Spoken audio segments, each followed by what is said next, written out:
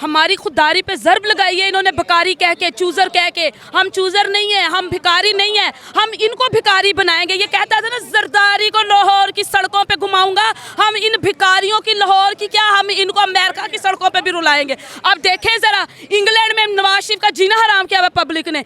इन्होंने कहा था जरदारी को रुलाना है, हम कहते हैं हम पाकिस्तानी इनको रुलाएंगे, हम बाहर भी इनको रुलाएंगे, हम पाकिस्तान में भी इनको रुलाएंगे, हम इनको सड़कों पे घसीटेंगे।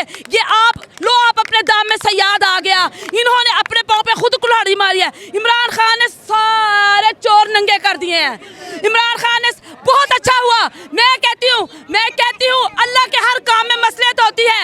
मैं कहती हूँ इस काम में अल्लाह की मसलहत थी कि उसने इमरान खान के खिलाफ ये रजीम चेंज लाया, कि वो इमरान खान के खिलाफ ये रजीम चेंज लाया, क्योंकि ये रजीम चेंज के आई तो सब लोटे, सब गंदे आंडे एक तरफ हो गए और पक्का और सच्चा लीडर जो था वो मलाई की तरह ऊपर आके खड़ा हो गया।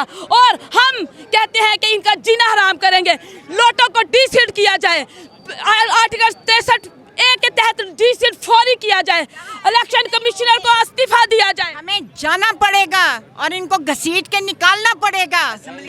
ऐसे होगा, कल वो इनका एक पट्टू अता तारड़ कह रहा है हम गवर्नर हाउस से लोगों को निकाल सकते हैं, हम इलेक्शन कमिश्नर को निकाल सकते हैं। ये गवर्नर हाउस पे हाथ लगा के दिखाए। ये उमर चीमा साहब को धमकी लगा रहा है, ये अता तारड़, ये बाहर आए पब्लिक में अता